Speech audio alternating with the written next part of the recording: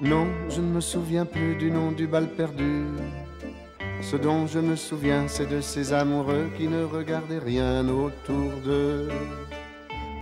Bonjour Thomas Joly, Bonjour. vous montez pour la première fois en France l'intégralité d'Henri VI de Shakespeare, donc au théâtre de l'Odéon aux Ateliers Berthier. Alors 2 cycles de 18 heures qui permettent de garder à la fois la substance politique et sociologique de l'œuvre, et vous optez pour une mise en scène contemporaine, surprenante d'originalité et d'humour. Donc en somme, c'est un voyage assez intense, une expérience hors du commun dans laquelle on s'aventure et on se réaventure avec curiosité et conviction. Et je voulais commencer par vous citer cette phrase de Villard. « L'art du théâtre ne prend toute sa signification que lorsqu'il parvient à assembler et à unir. » En fait, ce qui est marquant dans votre spectacle, ce qui est beau et touchant, c'est cette accessibilité, malgré la complexité et la densité de l'œuvre. Et ça, vous avez réussi vraiment à le créer. Bien, merci, et effectivement, c'était un de mes objectifs. Oui, vous citez Villard. Villard dit aussi il faut proposer au public ce qu'il ne sait pas qu'il désire. Bien sûr que cette œuvre de 18 heures, Henri VI, fait peur, mais bien sûr aussi qu'elle est accessible à tous et à toutes. Le théâtre, de toute façon, et c'est ma conviction, est populaire.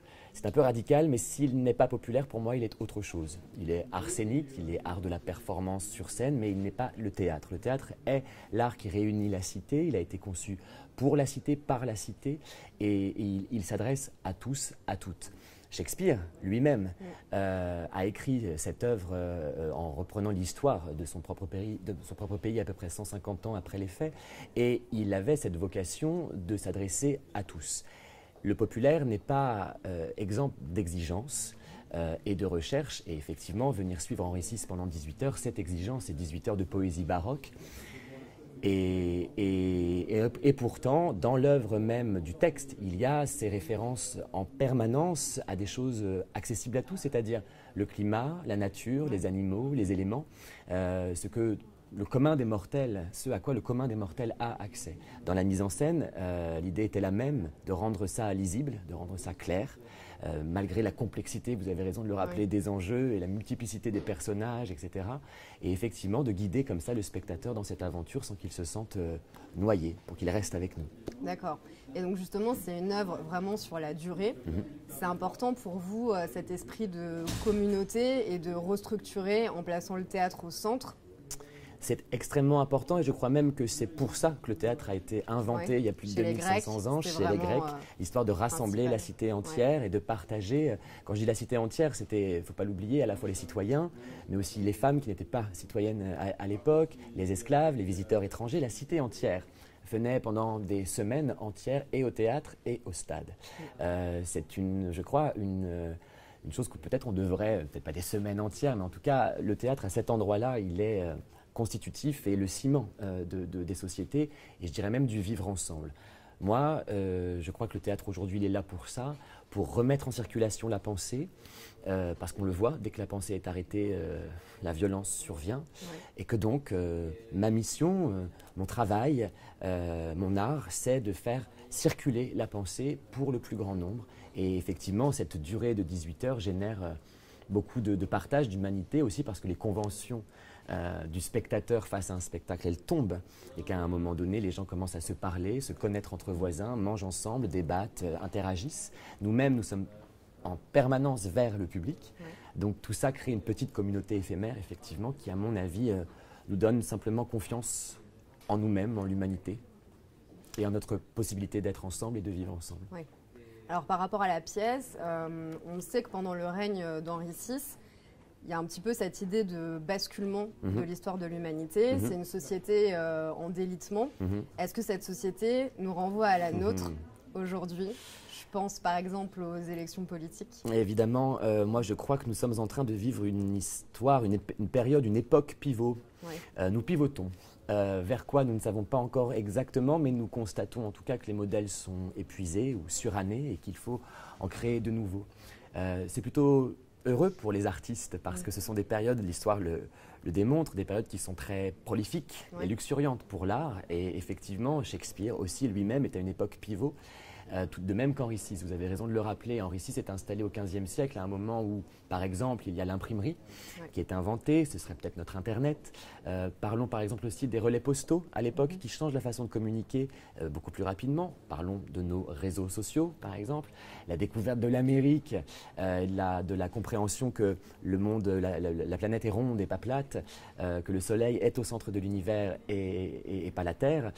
Toutes ces révolutions-là ont dû générer beaucoup d'angoisse, un petit peu comme aujourd'hui, elle est palpable, cette angoisse, et qu'il faut savoir la traverser et y répondre. La culture, le théâtre est là pour ça, justement, pour changer l'angoisse en curiosité, encore une fois, pour refaire circuler la pensée et nous donner du sens.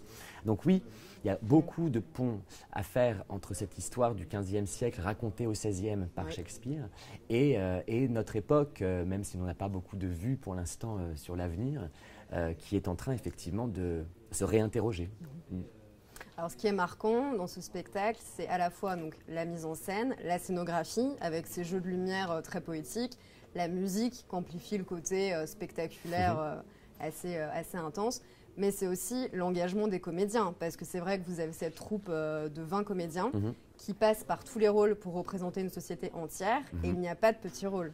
Il n'y a pas de petits rôles chez Shakespeare, et c'est bien pour ça que je n'ai pas voulu couper, parce que même le plus petit personnage nous renseigne justement sur l'ensemble de cette société qui tombe. Ça n'est pas seulement l'histoire de deux familles qui se disputent la couronne, les York d'un côté et les Lancaster de l'autre, c'est vraiment une nation qui s'écroule et qui fera advenir un monstre, Richard III, puisque c'est la suite directe d'Henri VI, ce qui est aussi, je crois, très éloquent sur notre époque, d'essayer de ne pas faire monter sur, on n'a plus de trône, mais en tout cas sur un siège de pouvoir, un monstre. Donc effectivement, les acteurs passent, il y a je crois plus de 400 personnages ou rôles ou silhouettes, ils ne sont que, vous avez raison, 21.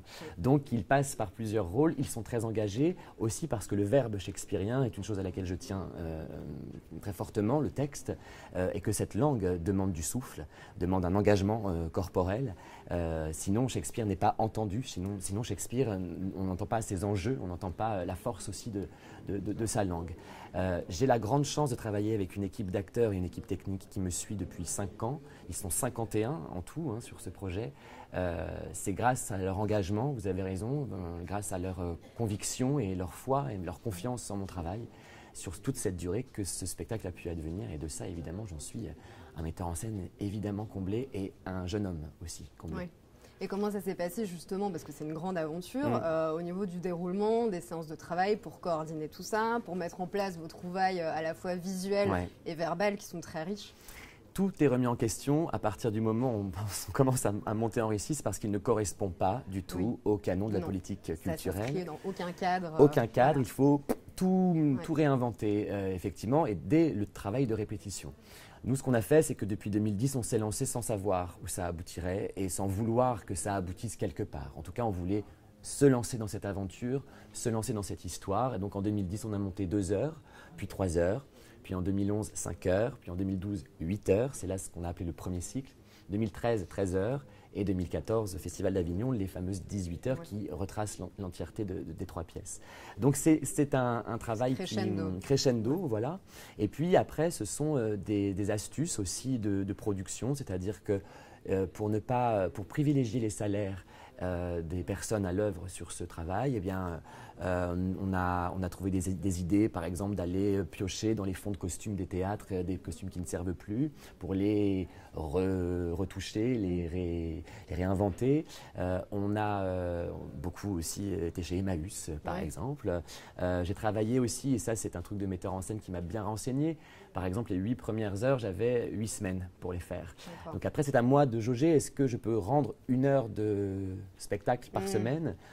Et comment est-ce que j'adapte mes plannings, la présence des acteurs? On travaillait presque comme au cinéma, en fait, avec des sollicitations des acteurs qui n'étaient pas là tout le temps, mais en essayant de préserver quand même cet esprit d'équipe. Enfin bon, voilà, ça a été une vraie remise en question de tout, l'ensemble de tous nos métiers. D'accord. Shakespeare était jeune quand il s'engouffrait dans cette voie dramatique. Vous l'êtes aussi. Est-ce que vous pensez qu'il y a des promesses d'avenir pour la jeunesse dans le théâtre ? Je crois beaucoup à ça. Je trouve que dans cet Henri VI, qu'il y a des défauts. Mais c'est le jeune Shakespeare qui se cherche et on reconnaît déjà des motifs qu'on retrouvera dans ses futures pièces bien mieux calibrées et bien mieux développées. Mais cette jeunesse présente dans le texte présage, oui, de l'espoir chez Shakespeare. Alors, moi, je pense qu'il y a un renouvellement là qui est en train de s'opérer théâtralement sur la question du collectif, sur la question de l'effacement ou en tout cas du retrait du metteur en scène qui serait plutôt pour les acteurs et pour les auteurs. Je pense que nous avons tellement besoin de sens aujourd'hui qu'il faut qu'on écrive. Il faut que notre époque témoigne de ce qu'elle traverse. Il faut que les poètes soient réentendus, les poètes contemporains, mais aussi ceux qui brassent ces grandes histoires comme Shakespeare, comme Sénèque, comme Euripide, comme Échille, comme ceux qui manipulent les grandes histoires de l'humanité, que l'humanité se raconte depuis des 1500 ans, mais aussi les poètes contemporains pour qu'ils témoignent de l'époque qu'on vit. Oui, la jeunesse, on en a besoin. On a besoin de cette énergie, de ces colères nouvelles. Et nous avons surtout besoin de créer un théâtre public plus ouvert, plus citoyen, moins blanc, plus représentatif de la société à laquelle il s'adresse, moins masculin aussi. Bref, un théâtre public qui nous rappelle les valeurs de ce qu'est le théâtre, c'est-à-dire que nous sommes tous vivants au même endroit en même temps, et pour démontrer que oui, nous savons, nous voulons et nous aimons vivre ensemble. Pour terminer, vous avez reçu un Molière, il n'y a pas très longtemps, du metteur en scène d'un spectacle de théâtre public. Est-ce que c'est important pour vous, cette reconnaissance symbolique ? C'est un symbole, oui. Vous avez raison de le préciser. C'est important parce que la profession, le public a entre guillemets, accueilli avec enthousiasme le projet. Et là, c'est la profession qui rend hommage, entre guillemets, en tout cas récompense ce projet.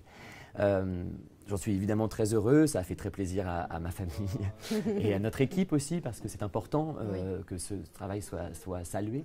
Après, je vous avoue, franchement, entre vous et moi, c'est ce que j'ai un petit peu dit à la télévision, je trouve étonnant que ce soit le Molière du metteur en scène, alors que c'est tellement un travail collectif et de compagnie, de troupe, que j'aurais, entre guillemets, préféré, c'est vraiment faire la fine bouche, mais en même temps, symboliquement, j'aurais préféré le Molière du théâtre public qui ne récompense pas une personne identifiée, moi-même en l'occurrence. Mais évidemment que c'est heureux et ça fait plaisir, oui, c'est un cadeau, c'est vrai. Merci beaucoup, Merci Thomas à vous. Joly. Merci beaucoup.